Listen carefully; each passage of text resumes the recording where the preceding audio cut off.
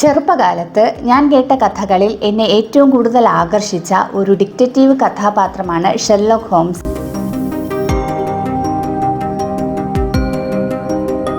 അനേകം സിനിമകൾക്കും web സീരീസിനും comic ബുക്കുകൾക്കും ഒക്കെ കേന്ദ്ര കഥാപാത്രമായ ഒരു സൃഷ്ടി. ഭാഷയോ ദേശമോ പ്രായമോ ലിംഗഭേദമോ ഇല്ലാതെ ഏവർക്കും പ്രിയപ്പെട്ട ഒരു കഥാപാത്രം.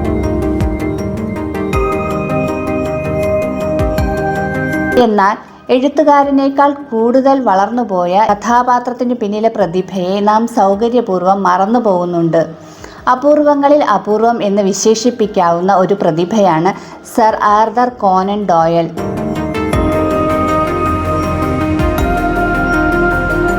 1859 സ്കോട്ട്ലൻഡിലെ എഡിൻബർഗിൽ വിക്ടോറിയൻ പെയിന്ററും ഇല്ലുസ്ട്രേറ്ററുമായിരുന്ന ചാൾസ് ആൾട്ടമൺ ഡോയലിൻ്റെയും മേരി ഫോളിയുടെയും 10 മക്കളിൽ രണ്ടാമത്തവനായിട്ടാണ് ആർതർ ഇഗ്നേഷ്യസ് കോനൻ ഡോയൽ ജനിക്കുന്നത്.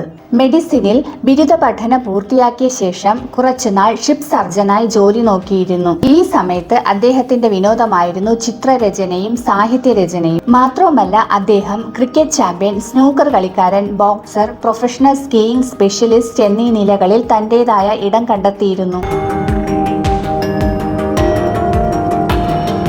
മികച്ച ഒരു അഭിഭാഷകനായിരുന്നു. കൂടാതെ ലൈഫ് ജാക്കറ്റ്, ഇൻഫ്ലിക്റ്റബിൾ ഡ്രാഫ്റ്റ് തുടങ്ങിയ റോയൽ ബ്രിട്ടീഷ് നേവിക്ക് വേണ്ട പലതും വികസിപ്പിച്ചെടുത്ത് ചരിത്രത്തിൽ ഇടം പിടിച്ച പ്രതിഭാധനനും ആയിരുന്നു. ക്ലാസിക് നോവൽ എഴുതാൻ ആഗ്രഹിച്ചിരുന്ന ആർതർ കോനൻ ഡോയൽ തന്റെ വിവാഹശേഷം ചെലവുകൾ കൂടിയപ്പോഴാണ് കുറ്റാന്വേഷണ കഥകൾ എഴുതാൻ ആരംഭിച്ചത്. വെറുതെ എഴുതുകയായിരുന്നില്ല, ആരും ചെയ്തിട്ടില്ലാത്ത വിധം കഥാപാത്ര സൃഷ്ടി നടത്തി.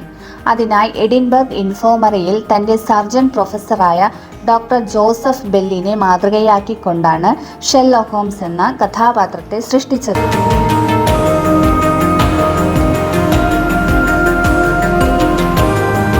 ഡോക്ടർ ജോസഫ് ബെല്ലിന് തൻ്റെ മുന്നിൽ വന്നിരിക്കുന്ന രോഗികളുടെ വേഷവിധാനങ്ങളും രൂപഭാവങ്ങളും കണ്ട് അവരുടെ രോഗം മാത്രമല്ല, മറ്റു ഡോക്ടർമാർക്ക് ഊഹിച്ചെടുക്കാൻ കഴിയാത്ത പലതും കണ്ടെത്താൻ കഴിഞ്ഞിരുന്നു. രോഗി പറയാതെ തന്നെ ഏത് നാട്ടുകാരനാണ്, ഏത് ജോലി ചെയ്യുന്നു, അദ്ദേഹം പട്ടാളത്തിൽ സേവനം അനുഷ്ഠിച്ചിട്ടുണ്ടോ, എത്ര കാലം സേവനം അനുഷ്ഠിച്ചിട്ടുണ്ട് എന്നെല്ലാം കറക്റ്റായി അദ്ദേഹം ഊഹിച്ചെടുത്തിരുന്നു. ഈ കഴിവുകളും മറ്റനേകം കഴിവുകളും കൂടി ശാസ്ത്ര തികവോടെയാണ് ഷെർലോക്ക് ഹോംസ് എന്ന കഥാപാത്രത്തെ ആർതർ കോനൻ ഡോയൽ സൃഷ്ടിച്ചത്.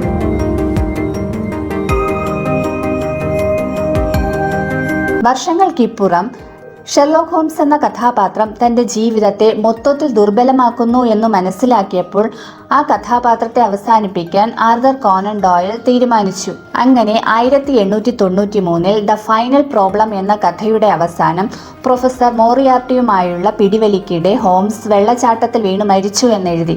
എന്നാൽ ആരാധകരുടെ അടങ്ങാത്ത ആവശ്യം മൂലം 8 വർഷത്തിന് ശേഷം ഷെർലോക്ക് ഹോംസ് അത്ഭുതകരമായി രക്ഷപ്പെട്ട് തിരികെ വന്ന് തൻ്റെ ജോലി തുടർന്നു എന്ന് ഡോയലിന് എഴുതേണ്ടി വന്നു.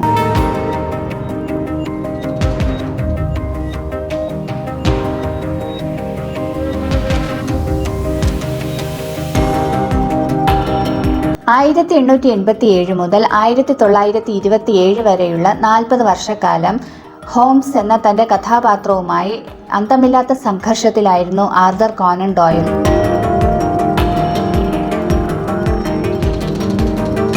1930 ജൂലൈ 7-ാം തീയതി 71-ാം വയസ്സിൽ മരണം എത്തുമ്പോഴും തൻ്റെ ഏറ്റവും മികച്ച കൃതിയുടെ മുന്നിൽ തൻ്റെ മറ്റു നേട്ടങ്ങളെല്ലാം മുങ്ങിപ്പോയിരുന്നു. സർ ആർതർ കോനൻ ഡോയൽ മരിച്ച ശേഷവും ഷെർലോക്ക് ഹോംസിനെ അന്വേഷിച്ചും സഹായം അഭ്യർത്ഥിച്ചും ലക്ഷക്കണക്കിന് കത്തുകളാണ് 221B ബേക്കർ സ്ട്രീറ്റ് എന്ന അഡ്രസ്സിലെത്തിയിരുന്നത്. ഇങ്ങനെ വരുന്ന കത്തുകൾക്ക് മറുപടി അയക്കാൻ ആ കെട്ടിട ഉടമയ്ക്ക് പ്രത്യേകം ആളെ വയ്ക്കേണ്ടി വന്നു എന്ന് 1989 ന്യൂയോർക്ക് ടൈംസിൽ ഒരു അഭിമുഖത്തിലൂടെ പുറത്തു വന്നിട്ടുണ്ട്. ഇന്ന് ലണ്ടനിലെ 221B ബേക്കർ സ്ട്രീറ്റിൽ ഒരു കഥാപാത്രം മാത്രമായ ഷെർലോക്ക് ഹോംസിന്റെ പേരിൽ ഒരു മ്യൂസിയമുണ്ട്.